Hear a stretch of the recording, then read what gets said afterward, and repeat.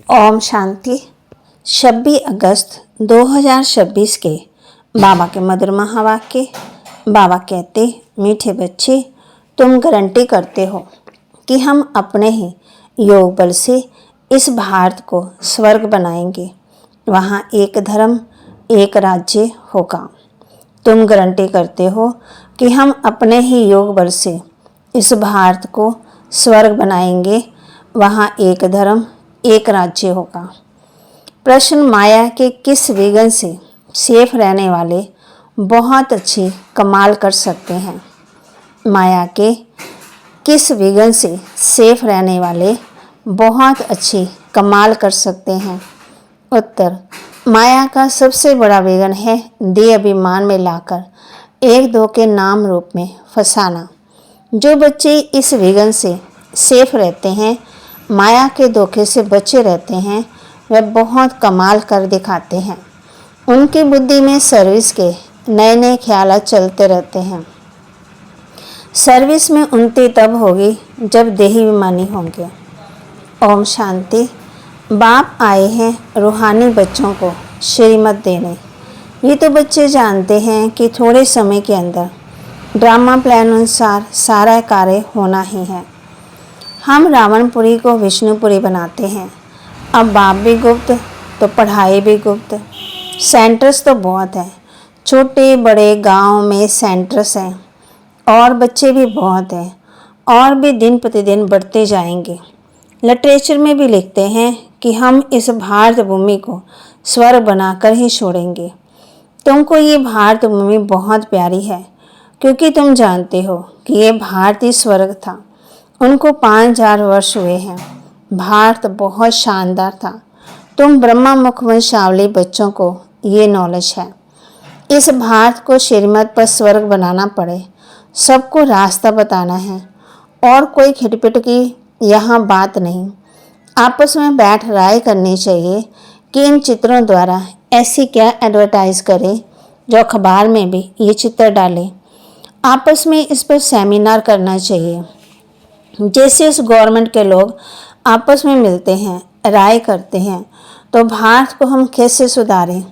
ये जो इतने मतभेद हो गए हैं, उनको आपस में मिलकर ठीक करें, और भारत में सुख शांति कैसे स्थापन हो। ऐसे तुम भी रूहानी पांडव गवर्नमेंट हो। ये बड़ी ईश्वरीय गवर्नमेंट है। पतित पावन बाप ही पतित बच्चों को पावन बनाकर पावन दुनिया का मालिक बनाते हैं। ये राज तुम बच्चे जानते हो। मुख्य है ही भारत का आदि सनातन देवी देवता धर्म। ये है रुद्र ज्ञान यज्ञ। रुद्र कहा जाता है शिव बाबा को। अब तुमको बाप ने आकर के जगाया है, तुमको फिर औरों को जगाना है। ड्रामा प्लान अनुसार तुम जागते रहते हो। अब तक जिसने जैसा जैसा पुरुषार्थ किया, उतना ही कल्प पहले भी किया था। तुम्हारी रूहानी युद्ध है। कभी माया का जोर हो जाता है, कभी ईश्वर का। कभी कभी तो सर्विस अच्छी तेजी से चलती है, कभी कई बच्चों में माया के विघ्न पड़ जाते हैं। माया एकदम बेहोश कर देती है। लड़ाई का मैदान तो है ना। माया राम की संतान को बेहोश कर देती। लव कुश की कहानी है ना। राम के 2 बच्चे दिखाए हैं। यहाँ तो शिव बाबा के ढेर बच्चे हैं। इस समय सब मनुष्य कुंभकर्ण की नींद में सोए हुए हैं। वह ये भी नहीं जानते कि परमपिता परमात्मा आया हुआ है बच्चों को वर्षा देने। बाप भारत में ही आते हैं, ये तो बात बिल्कुल ही भूल गए हैं। भारतवासी स्वर्ग के मालिक थे, इसमें कोई शक नहीं। परमपिता परमात्मा का जन्म भी यहाँ होता है। तब तो शिव जयंती भारत में मनाते हैं, तो जरूर उसने कुछ आकर किया होगा। बुद्धि कहती है कि जरूर बाप ने आकर स्वर्ग की स्थापना की होगी। प्रेरणा से थोड़ी स्थापना करेंगे। तुम बच्चों को राजयोग सिखाया जाता है, याद की यात्रा सिखाई जाती है। प्रेरणा की तो कोई बात, आवाज ही नहीं होता। प्रेरणा में कोई आवाज नहीं होता। समझते हैं शंकर प्रेरणा से भी नाश करता है, परंतु इसमें प्रेरणा की बात ही नहीं है। तुम समझ गए हो कि ड्रामा में उन्हों का पाठ ही है मिसाइल्स बनाना। वे विनाश अर्थ निमित्त बने हुए हैं। प्रेरणा शास्त्रों का अक्षर है। इसमें प्रेरणा की तो बात ही नहीं है। ड्रामानुसार विनाश तो होना ही है। गाया भी हुआ है, महाभारत लड़ाई में ये मुसल आदि काम में आए थे। जो पास्ट हो गया वह फिर रिपीट होना है। तुम गारंटी करते हो कि हम योग बल से स्वर्ग की स्थापना करेंगे। वहाँ एक धर्म होगा तो दूसरे सब धर्म कहाँ होंगे? जरूर विनाश हो जाएंगे। ये समझने की बात है। गाया भी हुआ है, ब्रह्मा द्वारा स्थापना, विष्णु द्वारा पालना। तो ठीक है, लेकिन शंकर को तो शिव के साथ मिला दिया है, ये रोंग है। शिव शंकर कह देते हैं क्योंकि शंकर तो कोई काम नहीं करते तो शिव से मिला दिया। परंतु शिव बाबा कहते हैं मुझे तो बहुत काम करना पड़ता, सबको पावन बनाना पड़ता। मैं इस ब्रह्मा तन में प्रवेश कर इस साकार द्वारा स्थापना का कार्य करता हूँ। शंकर का कोई पाठ नहीं, शिव की पूजा होती है। शिव ही कल्याणकारी झोली भरने वाला है। शिव परमात्मा नमे कहते हैं ना, ये ब्रह्मा भी प्रजापिता ठहरा। ब्रह्मा सो विष्णु, विष्णु सो ब्रह्मा। ये तो बड़ी गुप्त बातें हैं, ये से तुम बच्चे ही जानते हो। सेंसिबल बच्चों की बुद्धि में ये ज्ञान झट समझ में आ जाता है। कुछ को मनुष्य तो कुछ भी समझ नहीं है ना कि पतित पावन बाप कब आएंगे। अब तो कलयुग का अंत है। अगर कहते हैं कि कलयुग के अंत में 40,000 वर्ष पड़े हैं तो अभी कितना और पतित बनेंगे, कितना दुख सहन करेंगे। कलयुग में सुख तो होगा ही नहीं। कुछ भी न जानने कारण बेचारे घोर अंधेरे में पड़े हैं। तुम बच्चों को आपस में मिलकर राय करनी चाहिए कि कैसे सर्विस को बढ़ाएं। बाप प्लान तो बताते रहते हैं, फिर बच्चों को आपस में मिलना है, चित्रों पर अच्छी रीति समझाना है। ये भी ड्रामा अनुसार चित्र बनते जा रहे हैं। बच्चे जानते हैं कि जो जो समय पास होता जाता है हूबहू ड्रामा चलता रहता है। बच्चों की अवस्था तो कब ऊपर कब नीचे ये चलता रहेगा। बाबा भी साक्षी होकर देखता है। कभी कभी बच्चों पर ग्रहचारी बैठती है तो उनको मिटाने के लिए प्रयत्न कराते हैं। बाबा घड़ी घड़ी कहते हैं कि बाप को याद करो, लेकिन देहाभिमान में आ जाते हैं, इसलिए ठोकरें खाते हैं। इसमें देहाभिमान नहीं बनना पड़े, परंतु बच्चों में देहाभिमान बहुत है। तुम देहाभिमानी बनो तो बाप की याद रहे, फिर सर्विस की उन्नति भी होती रहेगी। जिनको ऊंच पद पाना है वह सदा सर्विस में लगे रहेंगे। तकदीर में अगर नहीं है तो तदबीर भी नहीं करेंगे। खुद कहते हैं कि बाबा हमको धारणा नहीं होती, बुद्धि में नहीं बैठता। धारणा अगर नहीं होती है तो खुशी भी नहीं रहती। जिनको धारणा होती है तो खुशी भी रहती है। समझते हैं कि शिव बाबा आया हुआ है। बाप कहते हैं बच्चे तुम अच्छी रीति समझ कर फिर औरों को समझाओ। कोई तो सर्विस में लग जाते हैं, पुरुषार्थ करते रहते हैं। तुम बच्चे जानते हो कि जो सेकंड चलता वह ड्रामा में नोंद है, फिर ऐसे रिपीट होगा। बच्चों को ही समझाया जाता है। बाहर भाषण करते समय तो अनेक प्रकार के मनुष्य आते हैं। तुम बच्चे जानते हो कि सभी वेद शास्त्र गीता आदि पर ही भाषण करते हैं। उनको ये पता थोड़ी है कि यहाँ ईश्वर अपना और इस रचना के आदि मध्यांत का रहस्य समझाते हैं। चित्रों में कितना अच्छी रीति दिखाया है कि परमात्मा कौन है। ये बातें प्रोजेक्टर पर तो समझा नहीं सकते, प्रदर्शनी के चित्र भी सामने खड़े हैं और फिर तुम समझाकर कुछ भी पूछ सकते हो कि अब बताओ कि गीता का भगवान कौन है, ज्ञान का सागर कौन है, पवित्रता सुख शांति का सागर लिबरेटर गाइड कौन है। श्री कृष्ण के लिए तो कह नहीं सकते।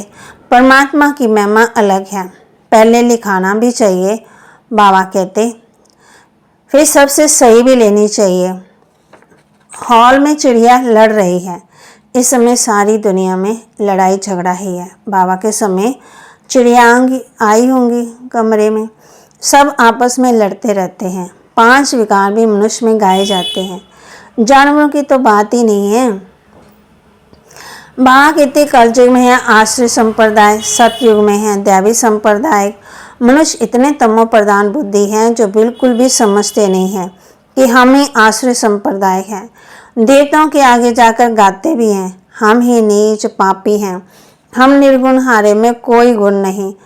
तुम तो उनको सिद्ध कर बता सकते हो। सीढ़ी के चित्र में बड़ा क्लियर है, दिखाया हुआ है कि कैसे चढ़ती कला है फिर उतरती कला है। भारतवासियों के लिए मुख्य है सीढ़ी का चित्र। ये है सबसे अच्छी चीज़। इस चित्र पर बहुत अच्छा समझा सकते हो। 84 जन्म पूरे कर फिर पहला नंबर जन्म लेना है, फिर उतरती कला से चढ़ती कला में जाना पड़े। हर एक का विचार चलना चाहिए कि सबको रास्ता कैसे बताएं। ख्यालात नहीं चलेंगी तो सर्विस कैसे करेंगे। चित्रों पर समझाना बहुत सहज होता है। सतयुग के बाद सीढ़ी उतरनी है। बच्चे जानते हैं कि अब हम ट्रांसफ़र हो रहे हैं, लेकिन सीधा सतयुग में नहीं जाते, पहले शांति धाम में जाना है। तुम जानते हो हम पाठधारी हैं, बाकी तुम्हारे में भी नंबरवार हैं जो अपने को पाठधारी समझते हैं। इस ड्रामा के दुनिया में ऐसा कोई नहीं कह सकते कि हम पाठधारी हैं। हम लिखते भी हैं कि हर एक मनुष्य मात्र इस बेहद ड्रामा के एक्टर्स होते हुए भी ड्रामा के मुख्य एक्टर, डायरेक्टर और ड्रामा के आदि मध्य अंत को नहीं जानते हैं।